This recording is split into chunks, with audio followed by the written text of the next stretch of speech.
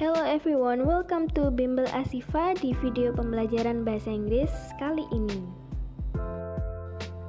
Pada video kali ini kita akan membahas tentang pronoun. Lalu apa itu pronoun? Pronoun dalam bahasa Indonesia sendiri dikenal dengan kata ganti. A pronoun is a word that is used in a place of a noun or another pronoun. Pronoun can refer to a person, place, thing, or idea. Jadi, bisa dikatakan bahwa pronoun itu adalah sebuah kata yang digunakan untuk menggantikan suatu kata benda atau noun. Dan pronoun ini juga bisa mengacu kepada seseorang, tempat, benda-benda, maupun sebuah ide. Oke, lanjut kita simak terlebih dahulu tentang subject pronoun dan object pronoun. We start from subject pronoun. Words are used to replace the subject, a person, or a thing. We normally use subject pronoun before the verb. Jadi, subject pronoun itu adalah kata yang digunakan untuk menggantikan suatu subjek dalam sebuah kalimat. Dan biasanya kita menggunakan subject pronoun itu sebelum verb atau kata kerja. Berarti letaknya biasanya ada di depan suatu kalimat. And object pronouns are used instead of nouns usually because we already know what the object is. We normally use object pronouns after a verb or a preposition. Sedangkan object pronoun adalah kata ganti yang menggantikan suatu kata benda. Biasanya terletak setelah verb atau preposition, kata kerja atau preposisi yang ada dalam suatu kalimat. Dan pertama-tama kita lihat kedua tabel berikut ini ya. Ada subject dan object pronoun. Ketika si pronoun menjadi subject, maka dia akan menjadi I, you, they, we, he, she, dan it. Dan jika menjadi objek, maka akan menjadi me, you, them, us, him, her, dan it. Kita bahas contohnya ya. Dia mencintai aku. Bila diartikan bisa menjadi he loves I. Tapi ini salah ya, karena yang benar adalah he loves me. Kenapa I menjadi me? Karena I diposisikan sebagai objeknya, sedangkan he yang ada di depan kalimat adalah subject pronounnya. Satu contoh lagi, misal kamu harus berbicara kepadanya, perempuan. Maka dalam bahasa Inggris bisa you have talked to she. Yang mana ini salah, karena yang benar adalah you have talked to her. Seperti tadi, she diposisikan menjadi objek, maka menjadi her. You yang ada di depan kalimat itu adalah subject pronounnya. Sekali lagi contohnya, misal dia perempuan sedang tidak jatuh cinta dengan dia, si laki-laki. She isn't in love with he.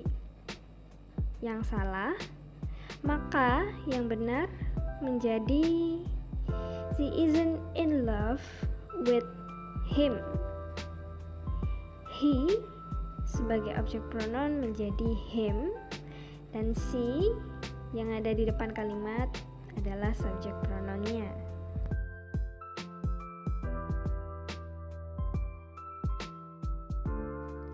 Lanjut tentang possessive adjective. A possessive adjective is usually used to describe a noun and it comes before the noun. Jadi possessive adjective ini digunakan untuk mendeskripsikan, menggambarkan bahwa benda ini adalah milik kita. Dan letaknya biasanya sebelum kata benda. Nah, untuk possessive pronoun are used to replace a possessive adjective plus noun to avoid repeating information that is already clear. Jadi possessive pronoun ini digunakan untuk menggantikan possessive adjective plus noun untuk menghindari pengulangan informasi yang sebenarnya udah jelas dalam suatu kalimat. Oke, kita bahas lebih lanjut tentang possessive pronoun atau kata ganti kepemilikan. Dalam possessive adjective, kita punya my, your, their, our, his, her, dan its. Sedangkan untuk possessive pronoun, kita ada mine, yours, theirs, ours, his, dan hers. Dan perlu diingat lagi bahwa setelah possessive adjective itu selalu diikuti dengan noun atau kata benda. Sedangkan untuk possessive pronoun mereka bisa berdiri sendiri tanpa diikuti noun atau kata benda. Kita bahas contoh pertama dari possessive adjective. This book is my book, not your book. Buku ini adalah buku saya, bukan bukumu. Ini terdengar sounds repetitive. Maksudnya dalam satu kalimat itu terjadi beberapa pengulangan informasi atau kata yang sebenarnya bisa kita persingkat. Nah, untuk mempersingkat kalimat ini kita bisa menggunakan possessive pronoun menjadi this book is mine, not yours. Buku ini adalah milikku, bukan milikmu. Nah kan, jadi kedengarannya itu lebih singkat dan lebih natural kalau didengar. Sekarang kita bahas contoh yang ketiga. His coat is gray, your coat is brown. Mantelnya berwarna abu-abu dan mantelmu berwarna coklat. Kita bisa mempersingkat kalimat ini menjadi his coat is gray, yours is brown. Kita fokus pada your coat-nya menjadi yours.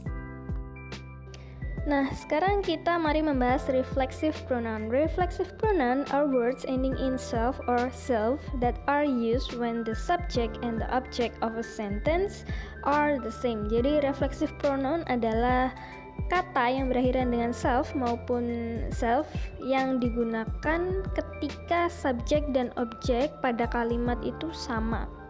Contohnya, I believe in myself. I dan myself itu kan sama ya.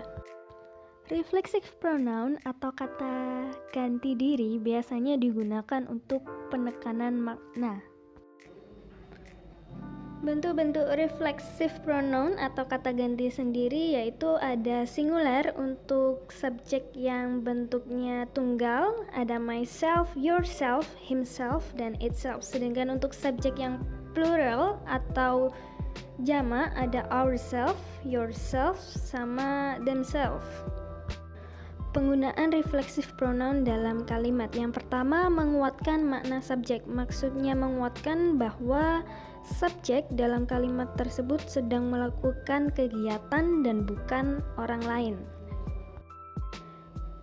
Contohnya, he takes care of the house himself. Dia sendiri yang merawat rumah itu. Atau he himself takes care of the house. Dua kalimat tersebut maknanya sama, hanya saja peletakan himself bisa di akhir kalimat maupun di setelah noun yang akan dijelaskan. Selanjutnya sebagai objek kata kerja apabila subjek dan objek sama. Contohnya pada they stand together to protect themselves from the cold. They, mereka sebagai subjek, dan themselves, mereka sendiri sebagai objeknya. Karena sama, maka kita memakai reflexive pronoun pada objeknya. Yang ketiga sebagai objek preposisi by apabila subjek yang melakukan kegiatan. Contohnya pada the baby lion is unable to get food by itself. Itself mengarah kepada the baby lion-nya. Bandingkan dengan kalimat Mary lives by herself. Apabila by diikuti dengan reflexive pronoun, hal ini bisa bermakna alone atau sendirian.